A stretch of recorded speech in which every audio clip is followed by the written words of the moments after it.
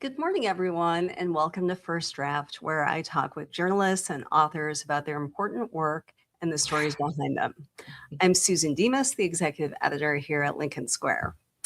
Well, there has just been a wild amount of news to close out April, from the White House Correspondents' dinner shooting to Trump yet again threatening escalation in Iran, to Trump's continued attacks on comedy and the First Amendment. Helping us celebrate the First Amendment and skewer some of these stories is none other than Rebecca Schoenkopf. She is the editrix of Wonkette, and she joins me now on First Draft. Rebecca, Hi, everybody. Hi, Susan. thank you for being here. So Wonkette has been around since 2004, I believe, the George W. Bush era. And it was always such a breath of fresh air because it didn't take Washington seriously. It was a blog that punched up and mercilessly made fun of DC culture. And a lot of us didn't think that things could get any dumber than W. But fast forward now, 22 years later, when we're in the second Trump administration. So, Can you believe it? yeah, how do you keep your sense of humor during these dystopian times? Okay. So for some reason, it's easier this time, even though it's much, much, much worse. The first time, I mean, everybody I knew, their hair was falling out in clumps. And then Joe Biden got elected and my hair stopped falling out in clumps. And I was like, oh, this is great. Now he's back. Everybody knows this is far worse than the first time.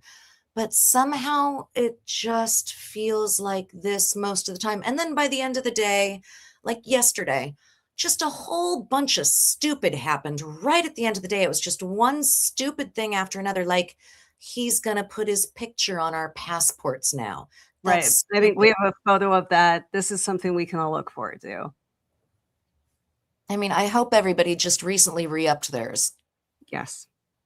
It Isn't was that bad enough silly? that his face is on the National Parks Pass, but his face has to be everywhere. That's So that just was after dumb. what they're doing to the national parks. Right. I mean, come on. That's like putting the clown who ate everybody on, I don't know, words. Who knows how to do words? Not me. I Um, you know, I know. We just anything good, he will fuck it up. oh, we're allowed to say that? Okay, good. Yes. Yes. Then there were other absolutely insane things yesterday. Like all of a sudden at the end of the day, he was indicting James Comey again for Seashells. seashells. Yeah, aggravated seashells. I mean, so that was, oh, really? We're doing that now? And then there were two or three other things right in a row. Does anybody else remember what they were? Because it's completely over my head.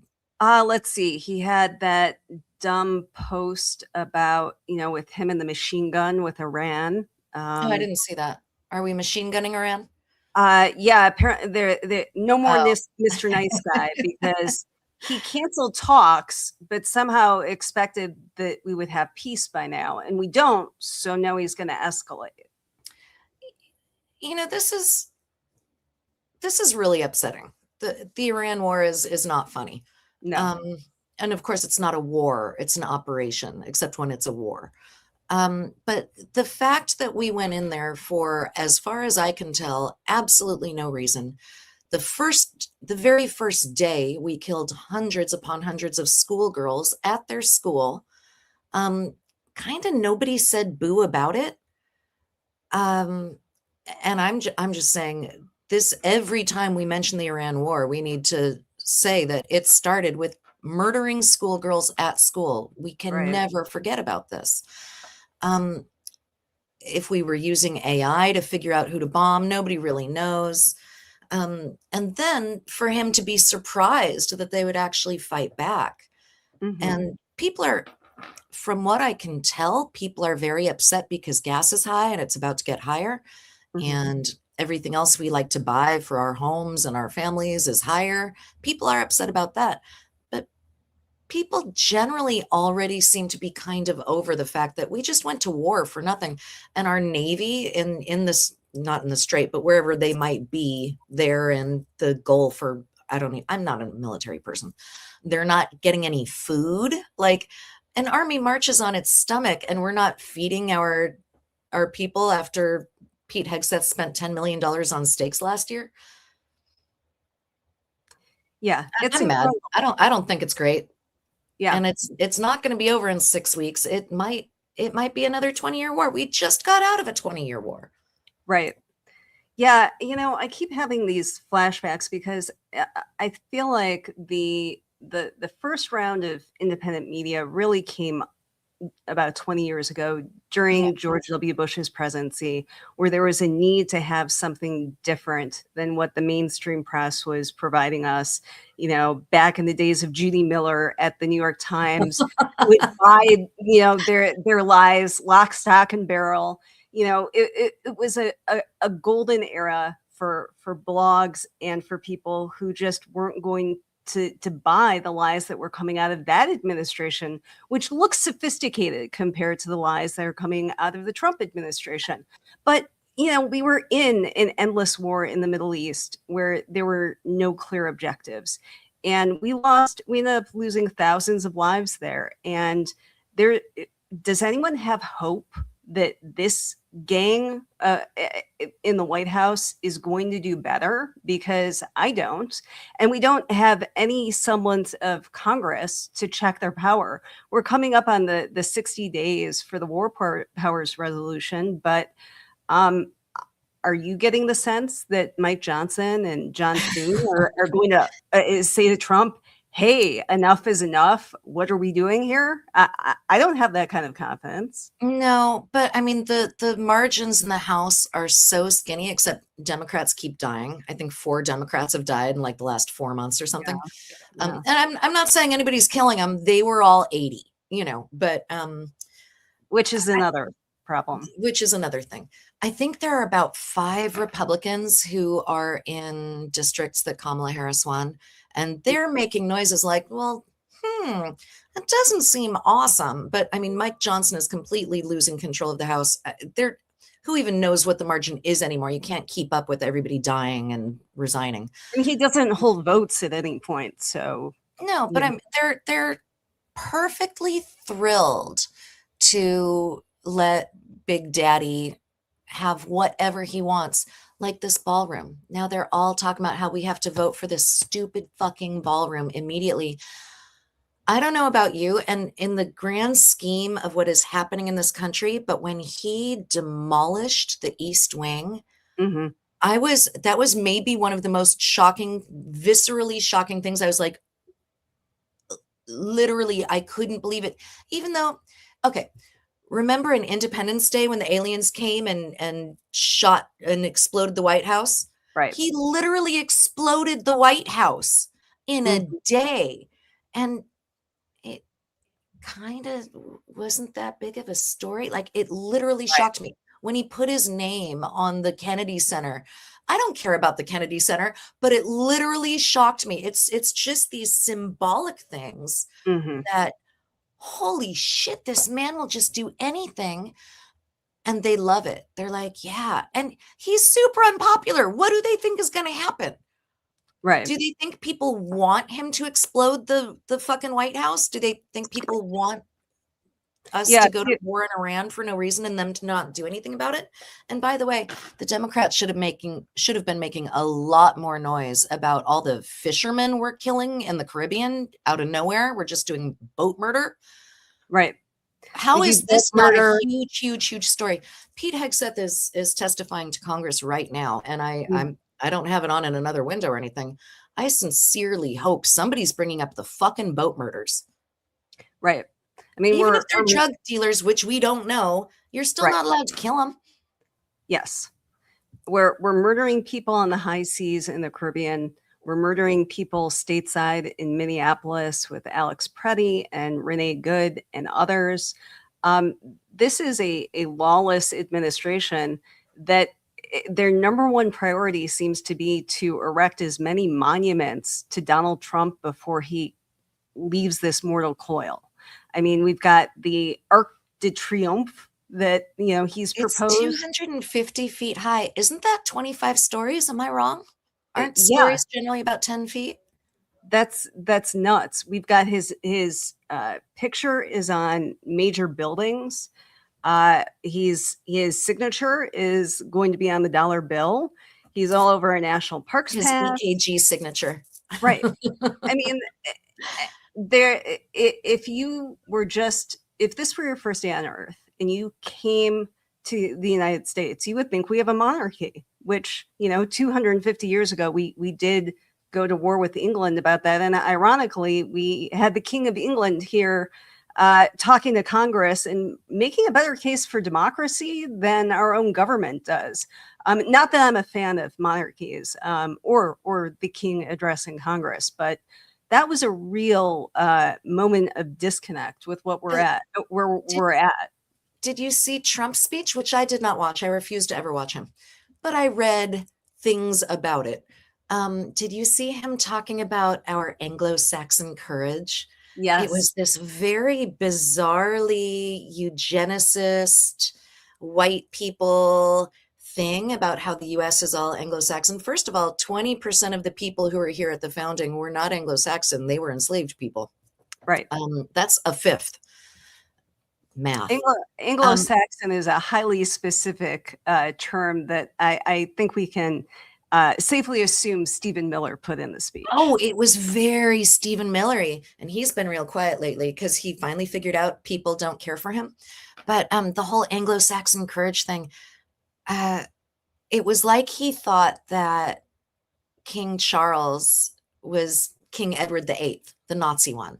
The Nazi one isn't the king anymore. He actually had to leave.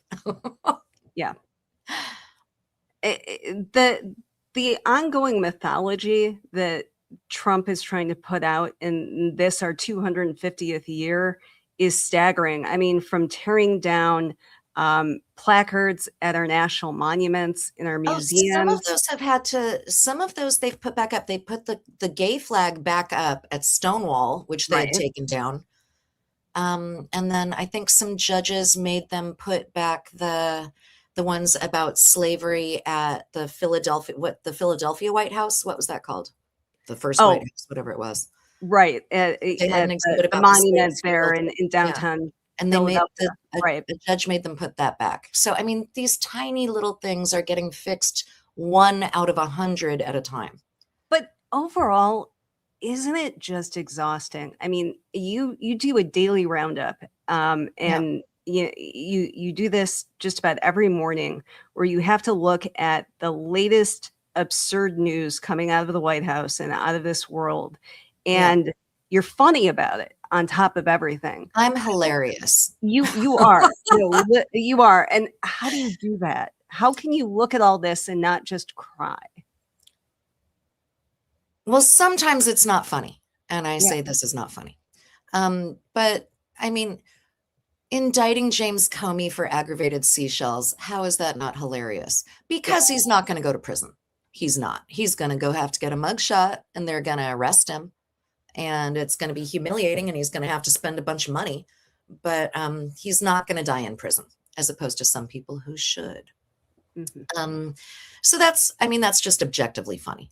But other things, the absurdity that's been going on. One thing I'd note is in 2024, he had a much higher proportion of young men who voted for him, of every race, than he had in 2020.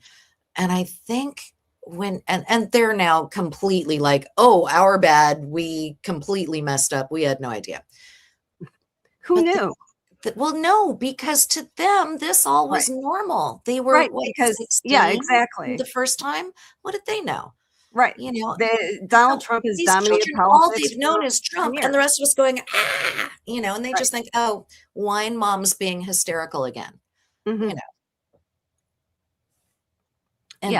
we're being hysterical again because it's hysterical. Right. Hysteria is called for. I think you touched on something really important. I mean, Donald Trump seemed somewhat cool to people in 2024 because he was like this guy who said, like, fuck the system, and January 6th wasn't a violent coup. It was just, a middle finger to the man.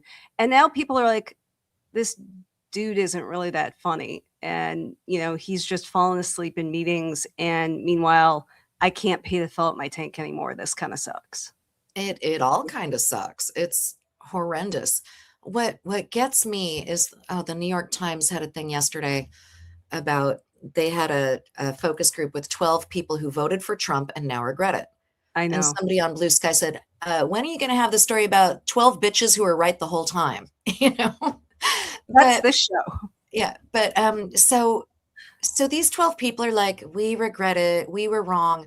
But at least two of them were like, we thought he should do something about immigration, but we didn't know it would be like this. Like, what fucking part of mass deportation now did you not understand? When they said they were going to deport 100 million people when only 30 million people are foreign born, what did they think that meant? You Right. know, to be It, fair, people are yeah. stupid and they got lied to, but they wanted to be lied to. Oh, Yeah. oh, the 85-year-old French widow who was in Yes. ICE jail for 3 weeks because her stepsons like wanted the inheritance. I know. First of all, she's gorgeous. She looks like she's 60, not 85. Like, well done, madame. But she was a Trump supporter and Mhm. she thought that he should go after immigrants and she hoped France would do the same. And now she has changed her mind. She said everybody in there was wonderful and beautiful people, and she did not know it was a hellhole. Okay, perhaps people did not know ICE jail was going to be a hellhole. And I'm glad she's changed her mind now. And I don't want everybody to have to go to ICE jail to change their mind. Mhm. We are really in a leopards eating people's faces moment. I mean, and there are many stories like this of Trump supporters who were immigrants, and they're like, "Oh, I didn't know he meant me. I thought it was fine that I was not here legally because I like Trump, and I thought it was just the bad people." Well, Uh, and that's the other thing. It's so many people who are here legally, who have their green card, who have their work permit, who have been going to every meeting they've ever had, and all of a sudden they're in ICE jail anyway. right, because by doing the right thing, they get caught up in ICE's trap Yeah. because they're going after people who are following the steps and trying to get them for minor They're infractions. the easiest. They're Right, they're they're right there. Just right. scoop them up with your butterfly net. Yeah. So I want to talk to you because it seems like an obsession for Donald Trump and some of his friends is going after comedians. And I distinctly remember that when Elon Musk took over Twitter, he promised that comedy was going to be legal again on his site. That was a big selling point.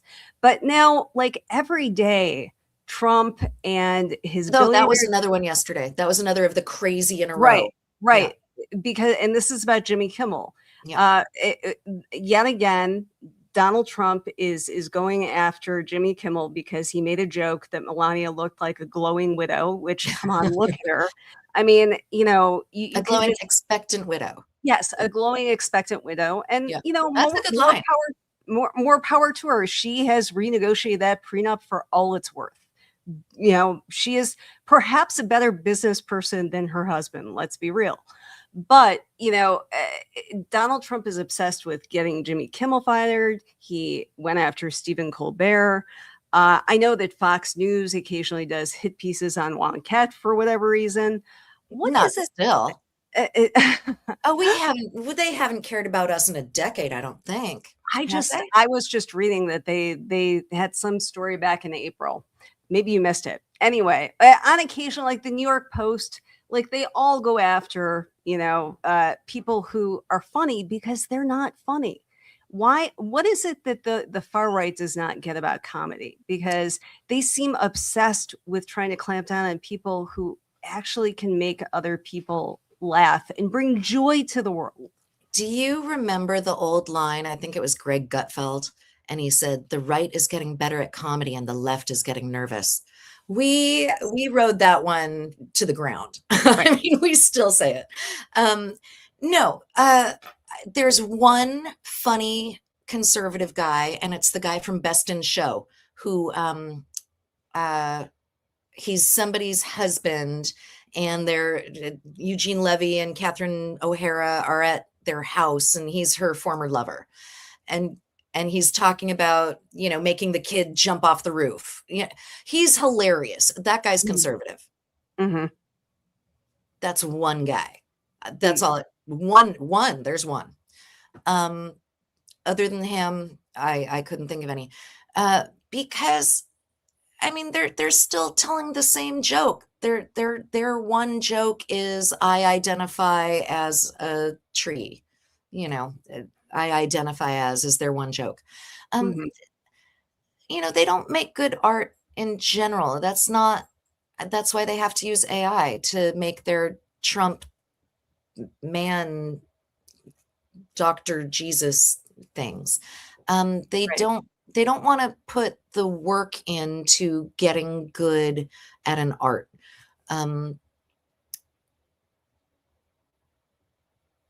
what was the question?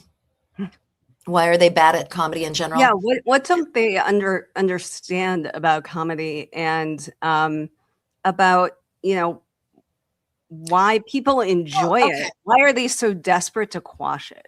I mean, so basically, conservative comedy comes down to "ow my balls" or "look, that homeless person is dying in the gutter, ha ha ha."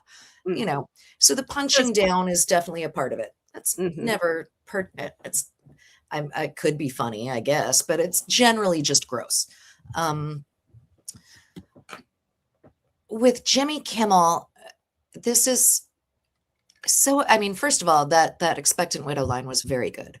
mhm, Um, but it's just about Trump's vengeance, and all the people who work for him are trying to make Daddy happy. I don't think he said put me on the passport. I think somebody at the State Department was like, let's put Daddy on the passport. That will make him happy.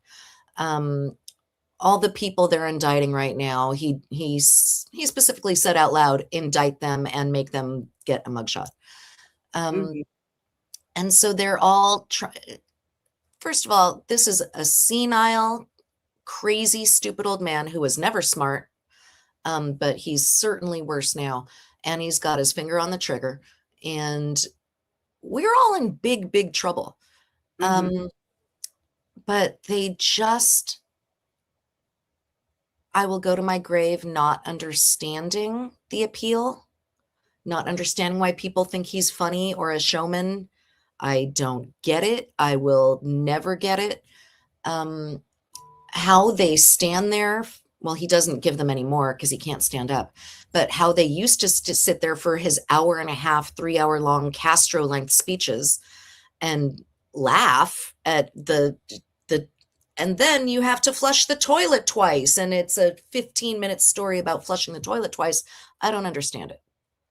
But they truly think he's got some sort of hilarious appeal. Um, Mhm. yeah, no, I got nothing. So this administration, Trump, they're obsessed with masculinity and with No, portraying themselves as being the ultimate male specimens. You know, you've got Pete Hegseth, who's always talking about the lethality of the military. the Yet, war as you fighters. yes, but as you point out, they have such a daddy complex about Trump. What is that about?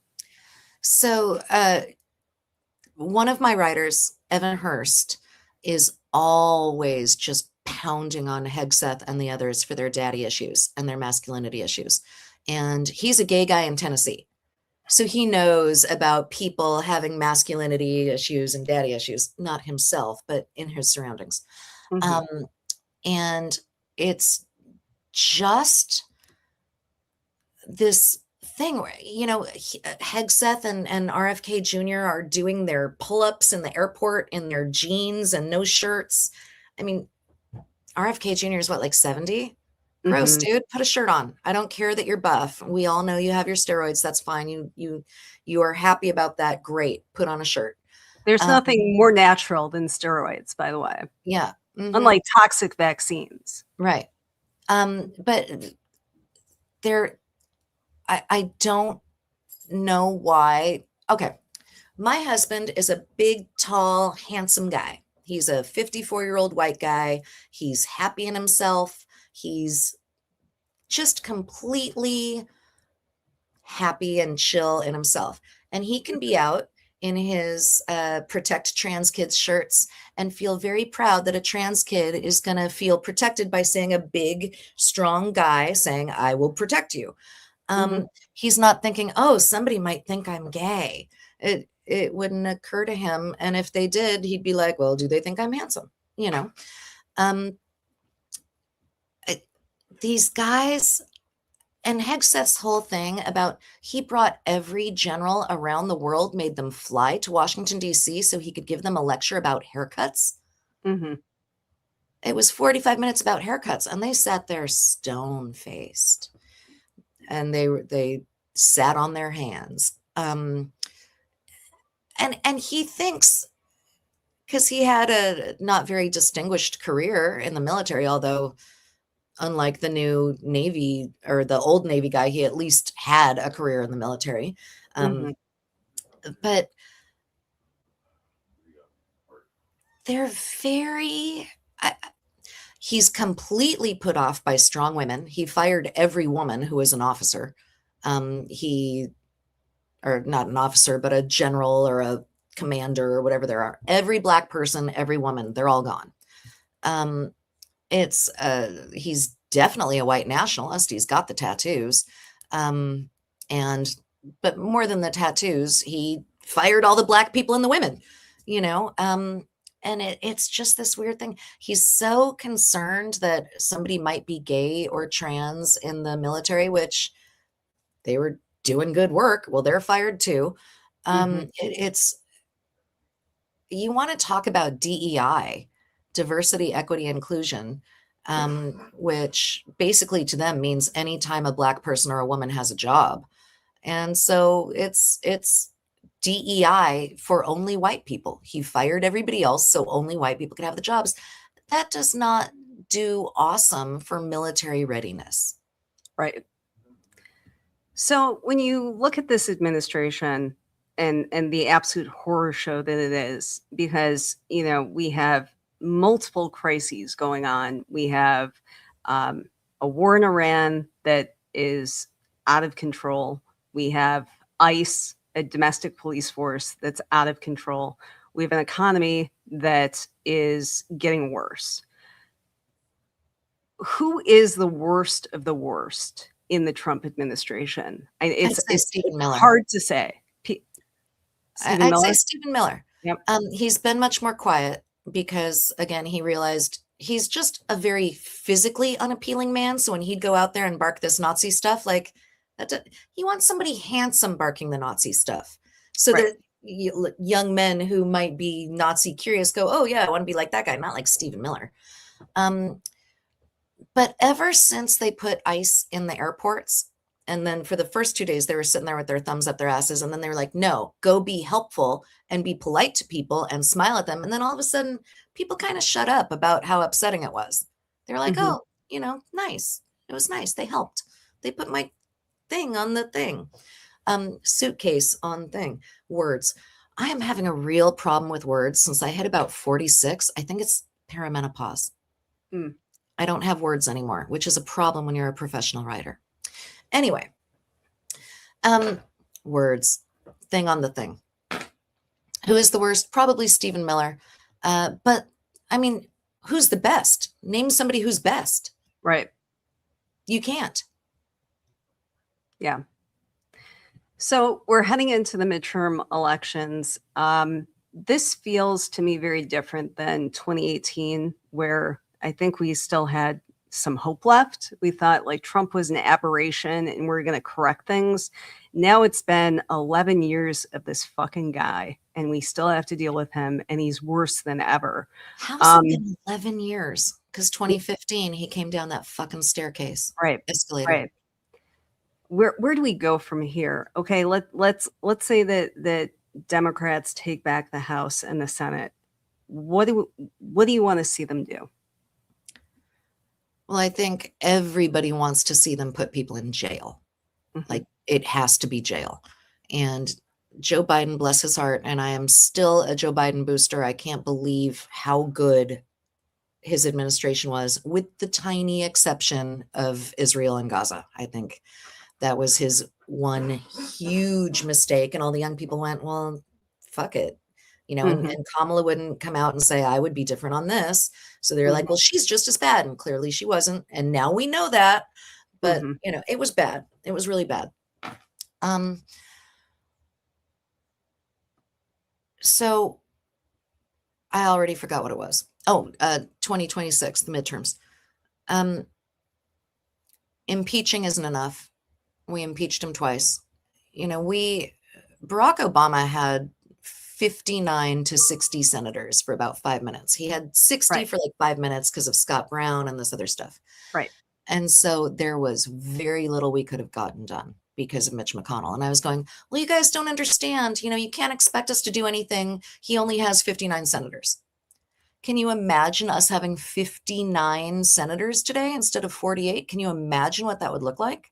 Mhm. So, and then you get people like we had Kirsten Sinema, we had Joe Manchin, now we've got John Fetterman. Right. And Kirsten Sinema and Joe Manchin actually were sort of the shield for about 10 other Democrats who also didn't want Right. to do anything. They really didn't. They were the John Testers in Montana. He was my senator for a while. I used to live in Mhm. Montana. And when John Tester put the kibosh on, oh God, what's it called when people pay less taxes on investments than, carried interest, the carried Capital interest gains. loophole, capital gains, Oh. carried interest, capital gains. They were actually going to tax it better in Joe Biden's big IRA, whatever. And John Tester kibosh. And I was like, fucking John Tester, what are you doing? That is like the one thing a Democrat does is we're going to tax investment at the same rate as work. Nope. So anyway, we'd have to have 60 I can't imagine having 60 senators. Can't Mhm. imagine. But I think we're going to look at a real big House wave because I think they're fucking themselves with their intense gerrymanders in Mhm. Texas and now Florida. I just did the math today. The new Florida gerrymander that they're voting on right now, they're going to take it from 20 out of 28 to 24 out of 28 seats would be Right. Republican for the Congress. But, and so that's about 15%, 85% Republican, 15% Democrat. Florida was about 56-42, Mhm. 56-43 for the presidential vote in 24. So they're squeezing these districts real thin. And if Mhm. 10% of the people who voted for him are real mad now, they just fucked themselves with these gerrymanders. It's going to be a dummymander instead. I'm sticking to that. And I'm terrible at prognostication. Absolutely terrible. I thought Kamala was going to win 49 states.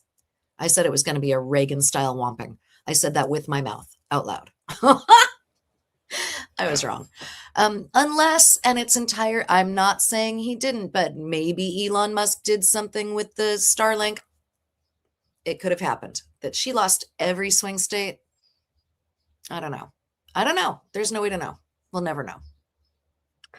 So you brought up some of these Democrats in the Senate who wield outsized power, and yes, Sinema and Manchin are gone, but boy, has John Fetterman just gone into the breach. It seems like there is such an incentive for a Democrat to be a dick and to stop everything and get all of the media attention. Like, remember all those pictures of Joe Manchin surrounded by the press and how he was eating it up? And now it's Fetterman all the time. And he's just like, what kind of shit can I say today to get headlines? What do we do when there are so many incentives for, even if you elect Democrats, for them to screw over the people who elected them?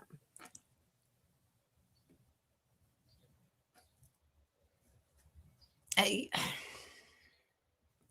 I think one of the things that happened is that um, the only people who are still Republicans are total lunatics. All Mhm. the people who weren't lunatics were like, I don't like this anymore. I'm going to go be an independent instead. Mhm. Or, I'll go to the big tent Democratic Party. I like low taxes, but I have gay friends and don't want them to be put in jail, you know. Um, so we are a bigger tent, and so we let these people in. And we're pretty averse to litmus tests. You know, Hmm. people, we have a few. Abortion is a big one, but we still have some pro-choice or pro-life Democrats. Abortion is a big one. Not beating up trans people was a big one. And then Gavin Newsom got beat up trans people curious, which is funny because Fox News just came out with another poll showing that Americans really hate when we beat up trans people. Like 56% of Republicans don't like it. You Hmm. know, um, that number might be right. I haven't looked at the numbers today, but I looked at it in the last couple of days, and it was I think an 18-point spread on people trusting Democrats over Republicans on trans issues, and that included a lot of Republicans. Hmm. We don't like it when we punch trans children or trans grown-ups. Um, so I think people are always looking for that Sister Soldier moment, like Bill Clinton did back in the day. Like, I'm going to beat up on this bad black rapper lady, Hmm. and that will show that I'm one of you. Hmm. Um, so yeah, our people are always looking for that. Whereas on their side, they're not preemptively reaching across the aisle on anything No, ever. and they're not expected to either. No, never. Right. So at some point, at someday, there will be a post-Trump era. What do you see the future of the Republican Party being? Because there's no clear heir apparent to Trump. There are a lot of wannabes, but I mean, he's kind of, for better and mostly worse, he's a unique figure. Um, I would have said it was Kristi Noem before she humiliated herself, um, because she's very pretty Mm. and she's tough and she shoots her dog in the face. Um, And a goat. but it it it was so people. It turned out people didn't like it. Hmm. Um, I think Marco Rubio is the one they talk about as being not a lunatic, but look what he's doing with his 17 jobs. Right. Um, you know, he hasn't said, "Hey, we shouldn't murder the fishermen." He hasn't said, "Hey, let's try to do some diplomacy and open up the Strait of Hormuz." Like none of them knew that Iran would fight back and shut down the strait. That Right. didn't occur to anybody because this was funny. So a few years ago, I I don't know if it was 10 years ago or what, but they did a war game in the Middle East. And so the first thing the guy who was playing an approximation of Iran and Iraq did was shut down the Strait of Hormuz. And they were like, and then he started, and he didn't have any missiles, and he didn't have this, and he didn't have that. And so he just went totally analog and blah, blah, blah. And he completely beat the US team immediately. So they started over and they said, you're not allowed to shut down the Strait of Hormuz, and you're not allowed to use drones, and you're not allowed to do this. And he was like, okay, so I can't do any of the things that I'm gonna immediately beat you at. Got it. I quit. It was a really good story. Um, but that happened, I don't know, I'm going to say 10 years ago or something. So if they didn't know this, it's because they fired all the people who teach history at the military academies, and they're not allowed to read books anymore, and they're not allowed to know anything anymore. Because everybody else could have told you that. Yeah, absolutely. So you have worked and taught journalism for about 25 years. Oh, more Um, than that. more than that. Um, 1991, okay. 33 years. And yet I see like a record number of people continue to go into journalism, even though obviously it's not a profession where any of us get rich. We're a target for Donald Trump and his administration. Um, I was actually really scared when he came back in. My yeah, husband was talking about like we need to get a kayak so we can go over the river to Canada if we need to. I'm like, sure, let's get a kayak. I was scared. And then yeah, I actually, after the first No Kings protest, I wasn't mhm, scared anymore.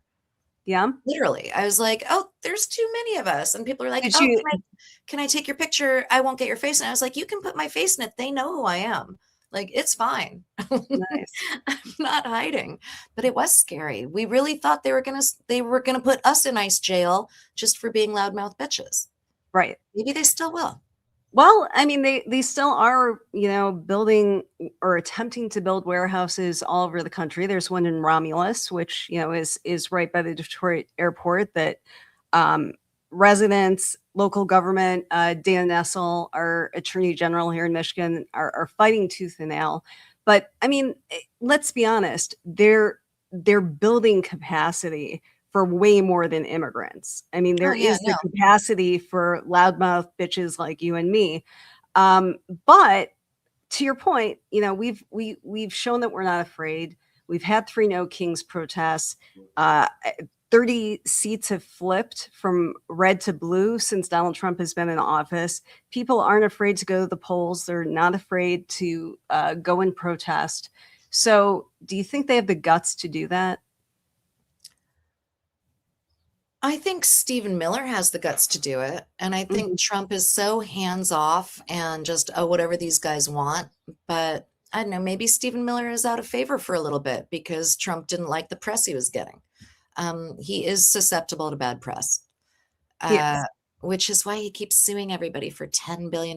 Oh, and can we talk about how he's suing himself to settle with himself for $10 billion of our monies? It's the biggest racket I've I, ever I, seen. I, that makes me see red. I cannot believe you can do that. And what happened at first when he was suing everybody and they were immediately rolling over, like he was suing the big law firms and they were like, okay, we will give you $100 million worth of law stuff for whatever you want. Right. And we're all going, what are you doing? And the colleges, he's like, I'm suing the colleges for aggravated gay.